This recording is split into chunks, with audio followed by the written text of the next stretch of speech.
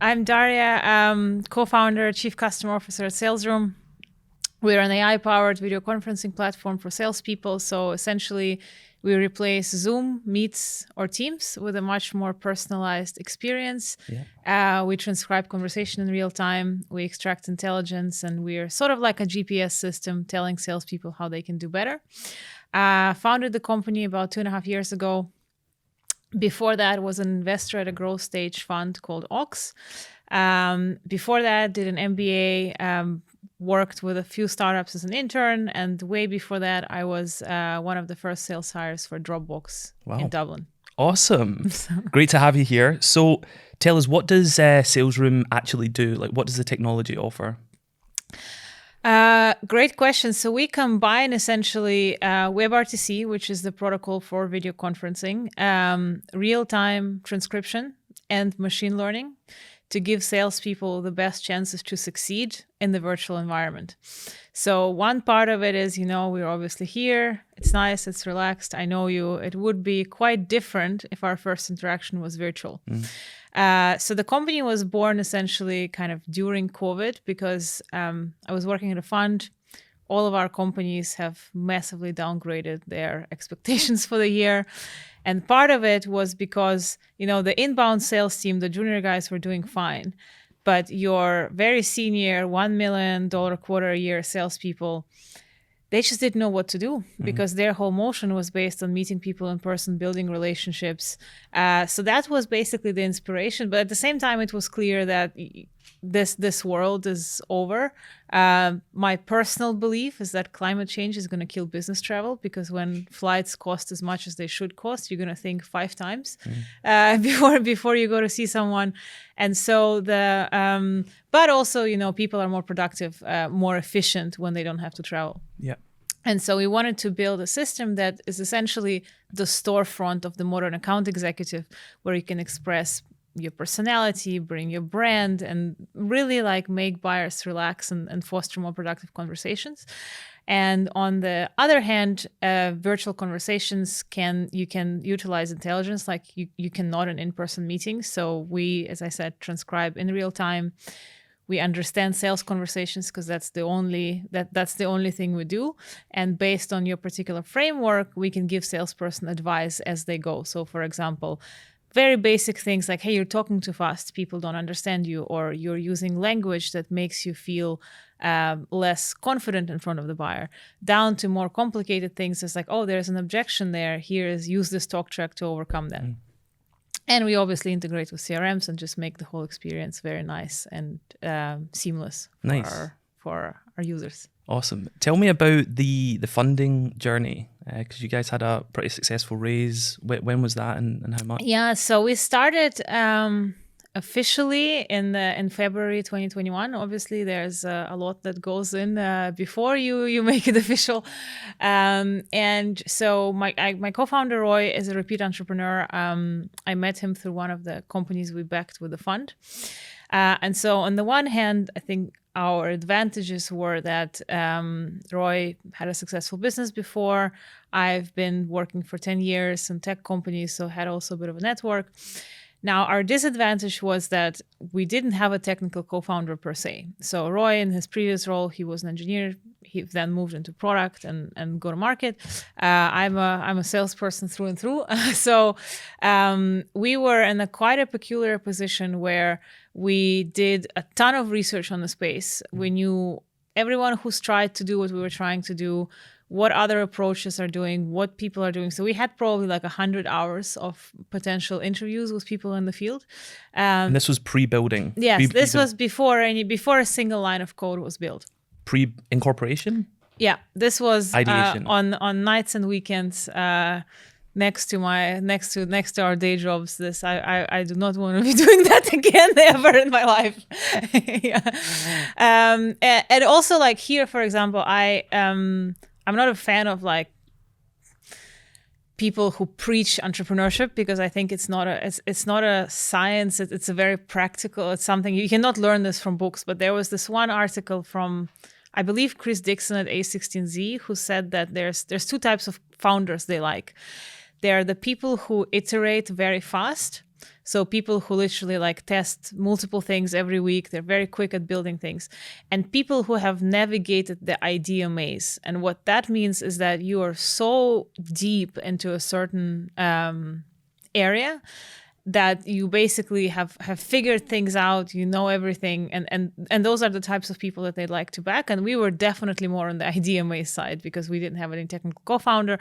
Also, building with WebRTC is very difficult and very expensive. Yep. So it's not something that you can do on the side, you know, like do a website and testing. So we kind of went very deep into our strengths. We were very upfront about the fact that not a single line of code has been written, but we had user interviews, we had Figma screens, which you can hire someone on Upwork to do for less than $1,000.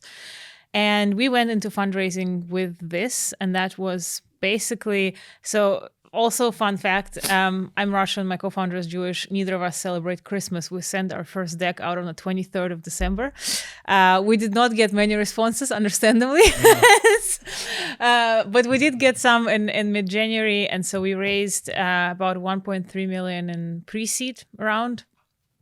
And that was basically the milestones that we agreed on was to have hire an engineering leader, hire an engineering team, have a working prototype, and some kind of design partner feedback, and use that to go and raise a seed round, which we did in September of the same year. Nice. And was that the same investor at pre-seed that was going to lead on seed, or how did you navigate that? No. So we had two kind of pre-seed funds at seed, which is also quite unusual. So we had Village Global in the US and Seed Camp in the UK, and Craft Ventures led the seed round.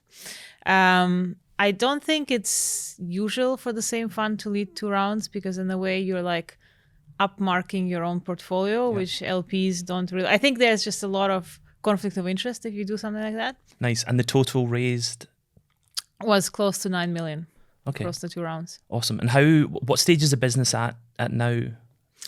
So we so after we raised that round, we spent another 9 months basically improving our video infrastructure. The space that we're in is very hard, and that you can't have an MVP. If you drop a call, no one's going to use you again. And so we spent probably another 9 months iterating on the product. We have been sort of out of stealth for just over a year. So we came out of stealth last summer. We have about 30 paying customers right now, some smaller teams, some larger teams. We tried to be a freemium product and didn't succeed at that. And the next milestone is obviously a Series A. So we're working hard to get, our revenue, our processes up to that point. Okay. And like summarizing the last 12 months, coming out of stealth, easier than you expected, harder, first time founder, right? How have you found it? Obviously tough. I think in the world like product market fit, the market completely changed last year. And obviously, if you're a younger company, the natural thing, you sell to companies that are just ahead of you in their journey, right? And once you build a product that works for them, you go a stage up and up and up and up. And the market kind of disappeared on us last year because sales teams were the first people to lose budget. Sales teams, a lot of people got fired last year. A lot of companies basically went back to the drawing board. And when your house is on fire, it's very hard to think about anything. Another thing that happened is sort of transcription and recording completely became commoditized. So Gong, who's a leader in our space, well, not really our space, adjacent space, you can rebuild Gong with 100K in 2 weeks with a few engineers. And a lot of people did that, utilizing also OpenAI, doing a lot of things post-call. And probably a learning for me was we should have hired our VP marketing 6 months before we actually did, to just separate ourselves from that category, tell our story better to the market. So the market was very difficult. We also tried to be a product-led growth company, and I'm happy to go into the reason why that didn't work. But so the first 6 months were really hard. We started getting better traction January, February this year. Started signing on more customers when we actually stopped product-led growth and position ourselves as a tool of choice for larger companies. Obviously, longer sales cycles, more difficult things, more additional difficulties there, but have been quite successful with it. Yeah. So how were you deciding, like when you started at freemium, then PLG, then going to more enterprise in the sale? Like, what were the data points you were looking at? Because I know a lot of founders get blocked, like deciding to make those pivots or to move from left to right. So how did you do that? So our vision, ideally, also something we thoroughly believe is that there's not a brand in the sales space that salespeople identify with, right? Like if you're a designer, you love Figma. If you're an engineer, you love Linear. For salespeople, like that brand just doesn't exist, right? Salesforce, no. Salesloft, no. It's very stale. So we wanted to build a brand. And also, I think a lot of products in our space are built for sales leadership, not really the AE at the front line. Now there, Lavender is a great example of a company that nailed that motion. And so we wanted to build a product that was basically, AEs could feel like, hey, it's helping me close more deals. And in that regard, it was natural to be product-led. However, there's a few things. So thing number one, for us to be useful, we need to integrate at the very least with your calendar and with your CRM. And a lot of larger companies actually lock the ability for their end users to do that. So we're not a Chrome extension. You need to give us access to your calendar, Google or Microsoft, and you need to give us access to the CRM. So a lot of users, frankly, couldn't sign up properly because they didn't get those permissions. They were also, even when they could, because we touched the buyer, it's something that people are afraid to do without their boss or the IT knowing. And we tried, we got SOC 2, Type 2 very early to counteract that, but there was still the thing in their head where they're like, oh, my boss can't do that. The second thing is we struggled a lot with onboarding because it's quite a complicated product and people would sort of go in, do a few things, and then never come back. And then I spent so much time just chasing those users like, hey, you tried us, you didn't do anything, like what happened there? And it's just not a good use of your time. Whilst going top down, if you sell the leadership on the vision of like, hey, you need to differentiate. You're spending money on offices, on conferences. Like I love to show people the LinkedIn page of the CEO of their company where it's all branded. And then you're inviting people onto a Zoom call, like really, it's the same as your competitors. Like, why don't you want to invest to a little bit to make your people stand out? And the second is obviously control in real time. Gong does not give you control in real time. And that's something without the leadership going in and setting up those prompts, the individual contributors are not going to do that. Yeah. So when you go enterprise, the challenge often is booking meetings and having a velocity of deals to hit your revenue goals. So right now, how are you booking meetings? Like what's working in the current market? Yeah, so obviously network, I think just exhausting. This is your first 10, 20 customers will come from your network because those are the people who know you, who trust you. One step outside of that, I do believe in outbound, but I think most people are doing it kind of wrong. And I think automating it is not the name of the game, but rather being extremely relevant and finding a strong second connection to forward those decks. So when I do this, I would do research. I would identify, okay, here are the 5 companies that I want to go after this week. Let me find 5 personas at those companies. Do I know someone who's a warm second connection? Agree that they'll be okay to forward something, create a custom PowerPoint deck and send it to them. At least, I know that these people will open the email and look at the deck. If it's not relevant to them and they don't want to take the meeting, then it's not a good time. But that's one motion that's been working for us. The other one is partnerships. So we are partners of HubSpot and SAP. We also integrate with Salesforce. SAP actually approached us. They have a great program called SAP IO where they find startups with a complementary offering to their core products and they go to market together. And obviously you borrow their credibility when you work this way. They introduce you to their customer base. When you come as an SAP partner, it's very different. It's like, hey, we're this 15-person startup with SOC 2 Type 2. Let's go back a little bit. So the journey from working in venture to then becoming a founder, I think is like super interesting to understand. Like, what were you seeing in the market that, like, was it just a belief that you could do it better? Was it just like that appetite to have more control? Like, what drove you to make that move? Because I assume it was a nice lifestyle you had. Yeah, I think venture is a great job. I think fundamentally, it's very difficult to build a career in venture. If you look at, it's a massive pyramid.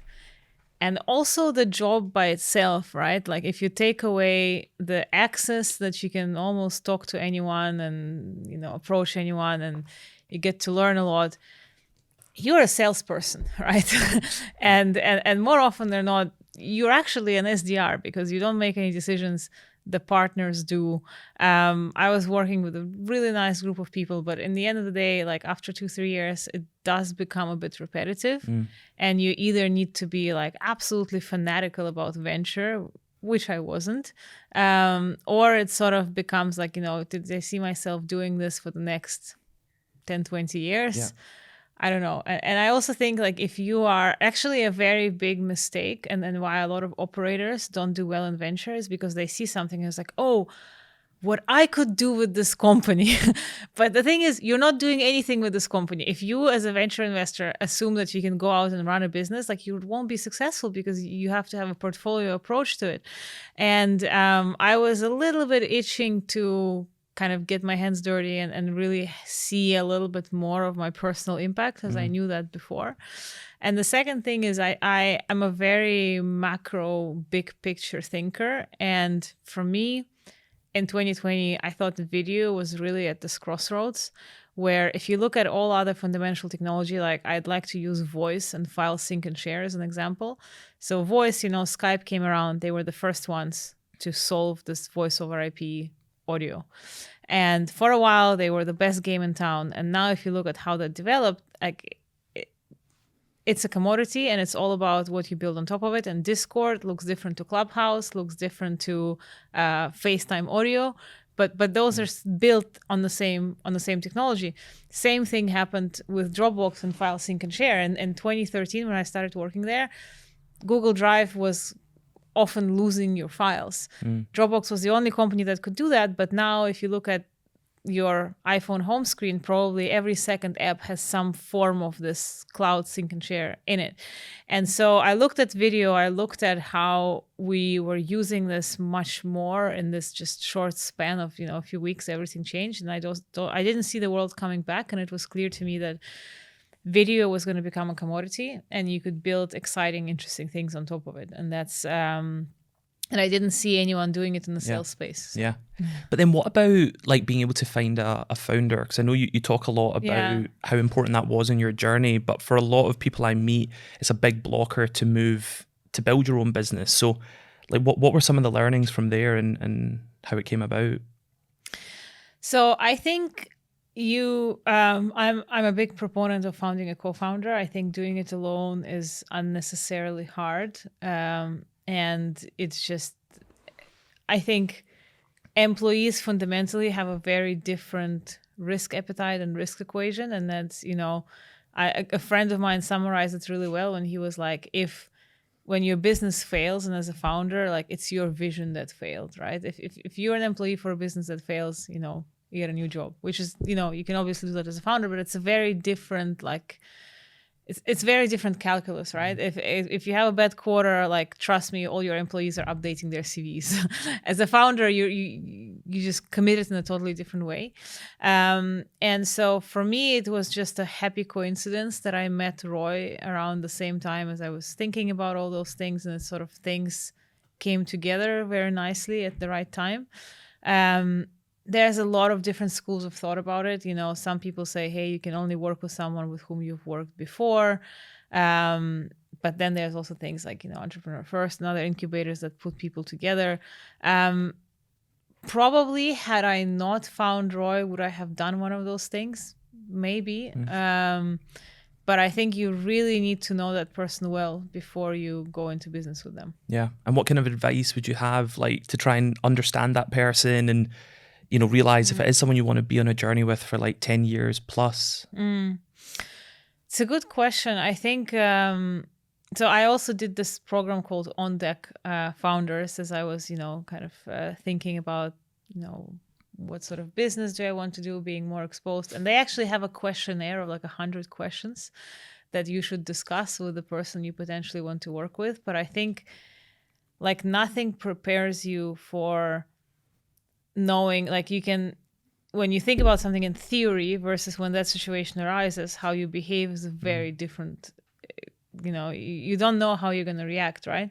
And I think you should just try to spend as much time as possible with that person. If you don't have the opportunity to work, maybe like do a project together. When I worked with, when I met Roy, he invested as an angel and an interim CRO into a company that we backed with a fund. Yep. So I spent a month like working with him really, really closely on figuring out, what's our CAC, how can we go enterprise. So we kind of, the first thing is you should respect that person and think that they're great. Yeah.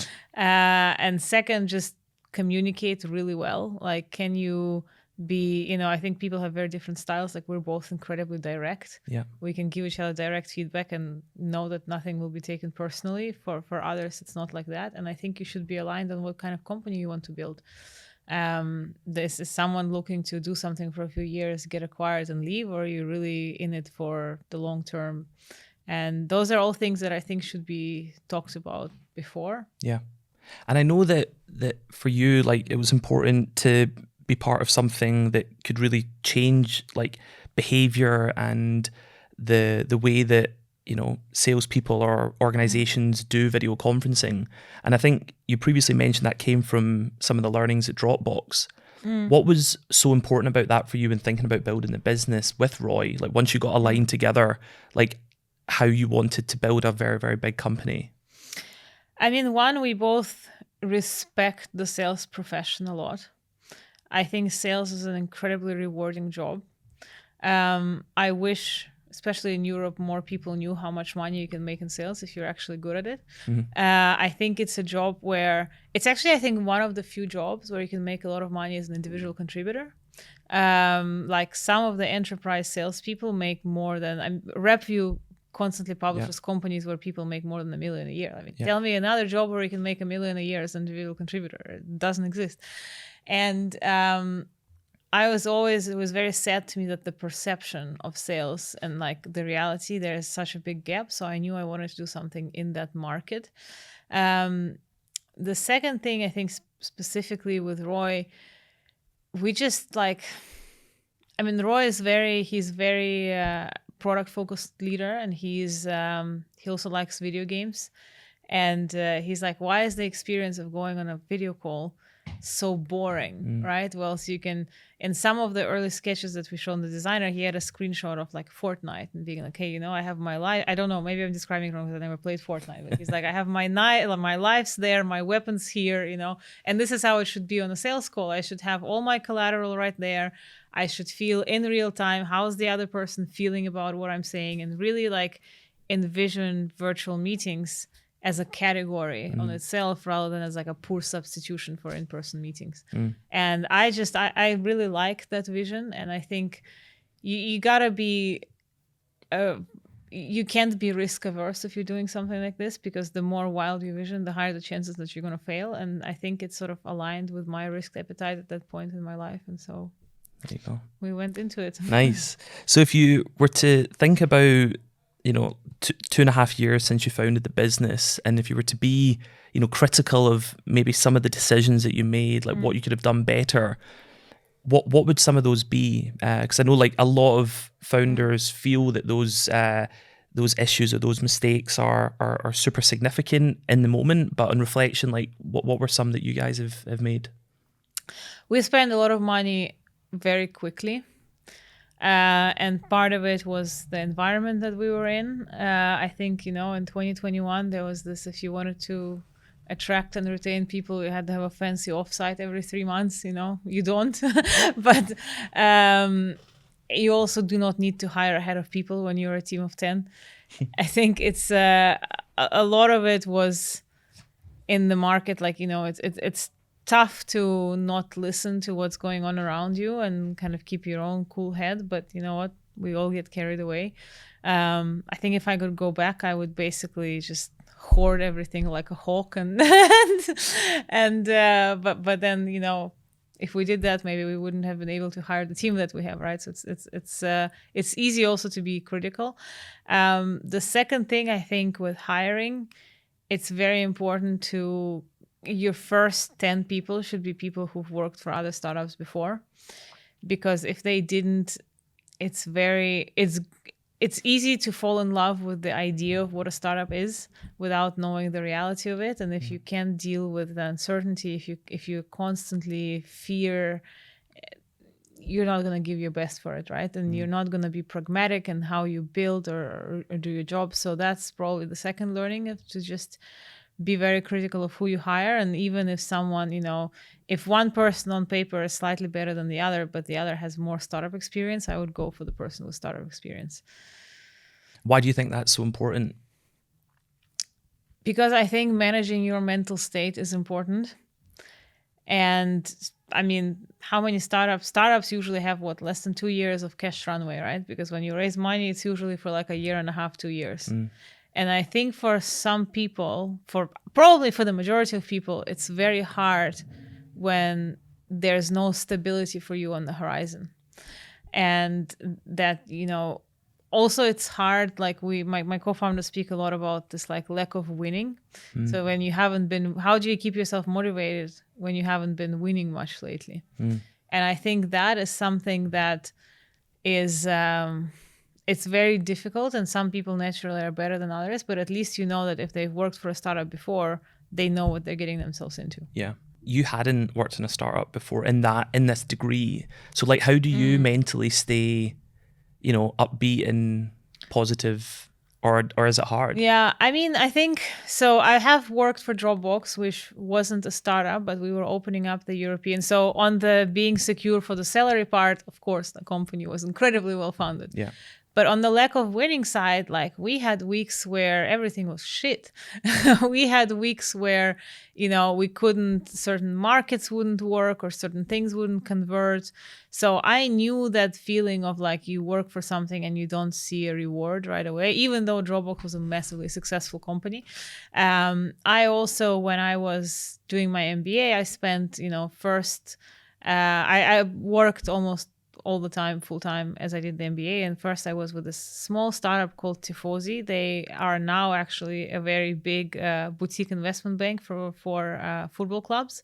But back then they were building like a crowdfunding platform for sports clubs.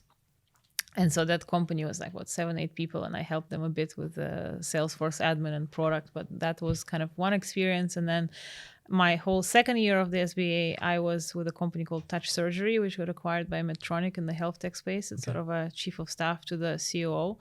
Also, obviously, later stage than where we are right now, but but probably like job security and the ups and downs were there. And honestly, it has also been tough. It's not. I just think that as a founder, you go in and you stay in no matter what. But there are obviously days when you and you need to be like irrationally optimistic. That if you just, I don't know, maybe there are some pessimist founders, but I think it's very hard. Yeah, because I think the vast majority, over 95%, never break that critical $1 million mark to be able to do a Series A. So like when you think about the winning culture, when it is difficult that you're not winning as regularly as you would hope as a team at early stage, how do you try and like motivate the team and like keep everybody upbeat? What's some of the the things that you guys have been doing? So we believe in transparency. So everything in our company is kind of public knowledge to the employees. And so whether it's obviously not like HR things, but things like runway, things like, any customer contracts, anything like that is public knowledge. And we spend a lot of time as a team discussing what things mean, what they are. So like what example? Like everyone in the company knows how much runway we have. Okay. And there was a time when we were raising our seed round and we had probably 4 months in the bank, 5, right? And it's tough. We also had, we're just like incredibly open about it. And I think people appreciate that, because when you actually are, you're not building a much more like bad picture in your head on where you are. And again, it goes with the previous point about like the people need to be mature enough for this. And we, the youngest person in our company is like 29, I think, or 30. So people are a bit more mature than I'd say your typical startup employee. And the second is you celebrate small wins, and you celebrate kind of moving in the right direction as a team. And that's sort of the best you can do. And with the level of transparency, which I love, because I think that is super important, did you lose talent because of that? Like, do people leave when they see that there's 4 months of runway and they could be out of a job, or do they dig in? Not yet. And I think it is for sure like there needs to be an employee company fit. I, in my previous jobs, was always very upset when at every team meeting, everybody was blowing sunshine up your butt, right? It's just like, because people are smart. They know when things are going well, they know when things are not going well. And if you're not acknowledging when things are not going well, then either you think that they're idiots or you're delusional yourself, and neither is a good scenario. So, we are obviously, I think Netflix, I'm badly paraphrasing, but they are also known to be very transparent. And when they share anything, they have those 2 slides. The first one says, if you share this data and you make money from it, you will go to jail. If you share this data and you do not make money from it, you will be fired because you're an idiot. So we operate kind of a similar policy. I think, can you do it with 15 people? Yes. Can you do it with 100 people? Yes. Can you do it with 500? Probably not. But it's also like about giving context to numbers and seeing how you think about it, how you see it, right? Then people, in my opinion, appreciate that. Yeah. Going to the customer a little bit. So early stage, you sign customers, the product might not be, fully operational as we may have sold it at some point. Well, some may, some not. Speak for yourself. How have you, how are you thinking about customers and renewals where, budgets are now tighter than they've been for many, many years? Like, what are you doing there to try and actually retain your customer, especially when you've got, say, 10, 15, 20, everyone matters so much. Like, how are you doing that from a operation? The only reason we've lost customers so far was completely transparently video quality. And when they have someone in a location with bad internet on old Windows laptops, and they're gonna have issues. Yeah. And obviously the scrutiny for someone like us is much higher than for someone, you don't blame Zoom when you lose a deal, but you do blame the startup that's trying to make this better. So the only reason we've lost paying customers was over video. And I am a big believer in annual contracts. I think, and this goes with the positioning of your product, but for us, for a customer to get value, they need to invest into the setup. They need to basically make it part of their workflow, which is very quickly, but more think about like, hey, what does good look like for me in a meeting? And how can I set up those real-time prompts that help salespeople manage towards good? Because we can do a lot, but we don't know your specific sales cycle. We don't know your competitors, your objections. So the best customers we have, they start with sort of the scorecard that they used to have on Gong or they have on Gong. And together we work to say, hey, you say that your salespeople should do an agenda. What does it mean in your context to do an agenda? We program that in, and then we say, hey, Daria hasn't mentioned an agenda within the first 7 minutes of the call. Here's the red reminder, forgotten agenda, mention it, right? And so for us, like, that's why I only do annual contracts. I do, however, give people like an opt-out clause for things like video quality. If you decide to go ahead and like video doesn't work for you, like I do allow people to cancel, no questions asked. For us, the ideal team is a team that has recognized the importance of real time. And it has actually been good in the last couple of months because sales teams have trimmed a lot of fat, so to speak. So you don't have a team of sales enablement people anymore. You don't have a team of middle managers. And you have sort of VPs of sales that for the first time ever have 9 direct reports. And they don't have, it's actually really interesting. I was on a colleague of mine, Paul, was on a call with someone where the prospect said that his girlfriend left him because he sat at his living room listening to gong recordings until 2 a.m. in the morning. And I was like, we can help, And so those are when you find pain like that, and people who they've had call recording for ages, they realize it doesn't help solve their problems, because call recording doesn't solve problems. It still requires a person going through it saying, hey, Daria, you messed up this pricing objection. Let's do a role play.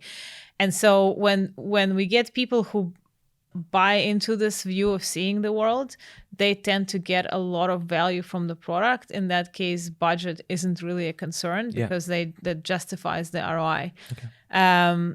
Now, what that needs is a very tight qualification, because something, for example, that we fell into this trap many, many times is when someone is like, my Gong contract's up for renewal.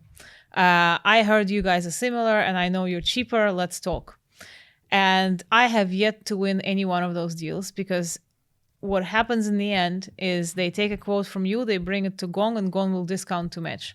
And they're like, well, this is already integrated. If they didn't buy into how what you're doing is better, you're gonna like lose that deal too, because there is a switching cost, right? Yeah. So for me, it's probably like qualifying better and really focusing on the opportunity where the people are ready for what we have to offer. Yeah. Did you intentionally think about, the David versus Goliath when, you thought about the business? You're competing against the Zooms of the world. You're competing with the Gongs of the world, as you mentioned, whether it's adjacent or not. Is that something that you were aware of before building the business? And do you like that? Is that something that worries you? I wasn't aware enough. No, I think, listen, Zoom and Teams and Meet, I think it's a very interesting market dynamic in that either Zoom or Teams is free. Because you're either, as a business, you're using a Google Suite or Microsoft Teams, and one of those comes for free. Yeah. Zoom is something extra. They're all catering to all sorts of different use cases, from a one-on-one, an all hands, a sales call, Spanish lessons, ballet lessons, whatever, right?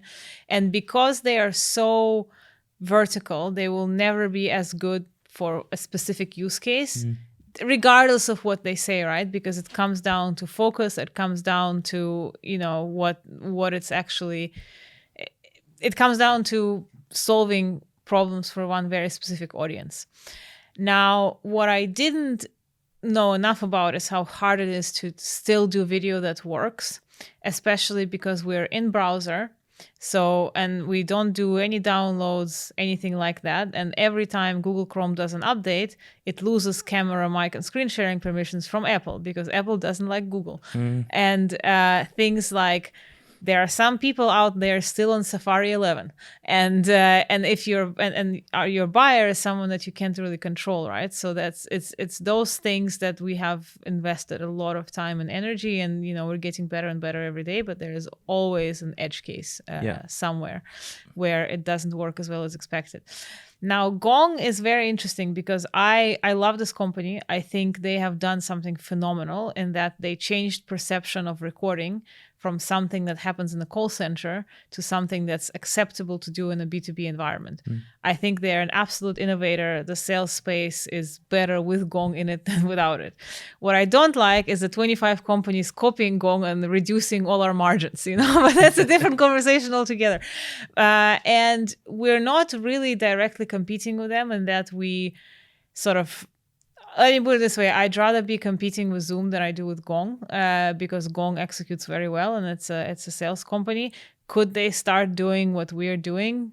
Possibly eventually, but they tend to focus much more on the forecasting kind of CRM replacement than what we do.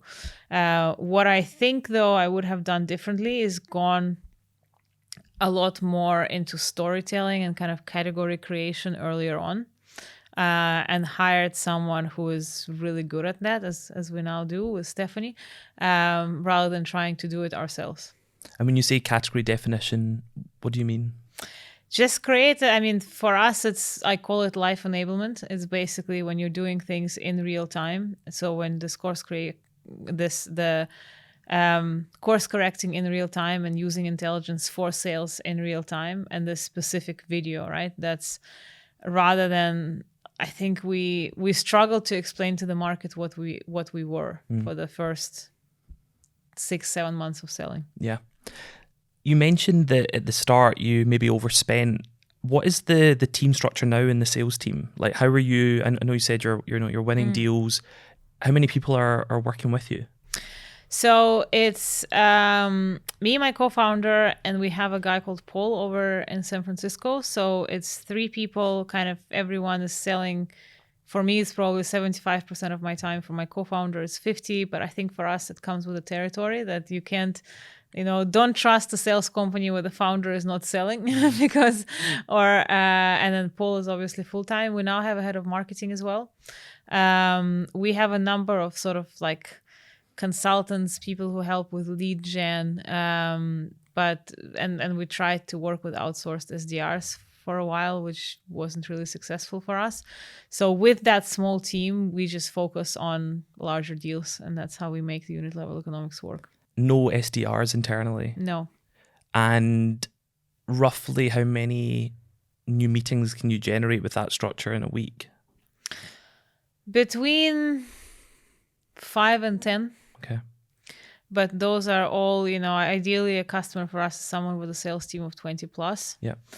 And we actually do have a much better product market fit in that segment because those people know what they want.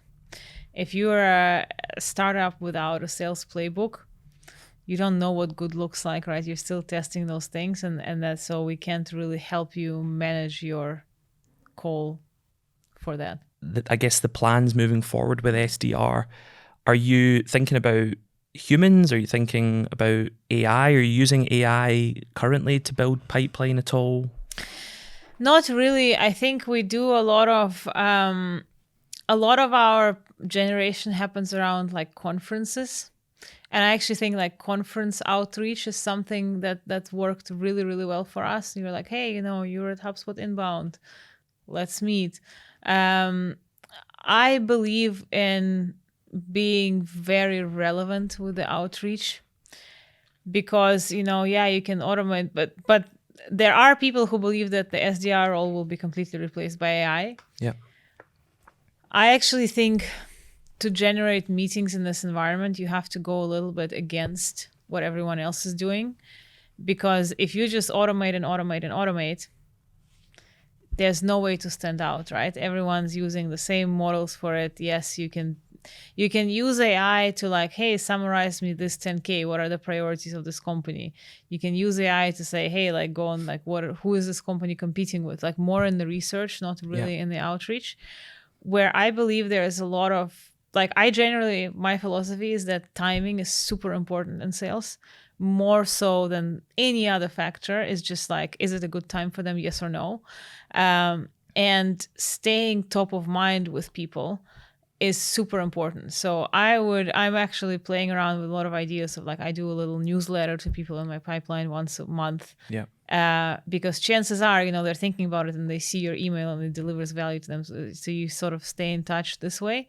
So if I were to use AI, it would be a lot more in like helping me automate that nurture process more. Yeah. Awesome. I love that.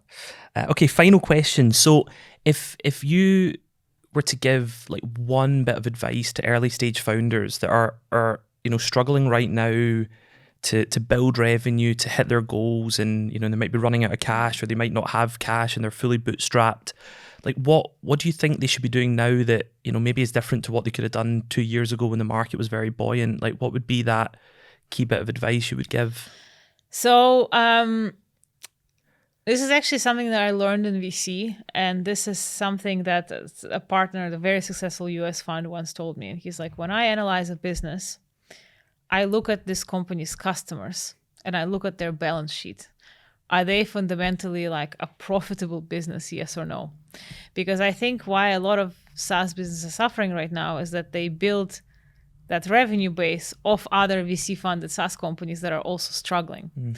So for me, when I'm trying right now to figure out if we have a product market fit with med device companies, because they do a lot of sales.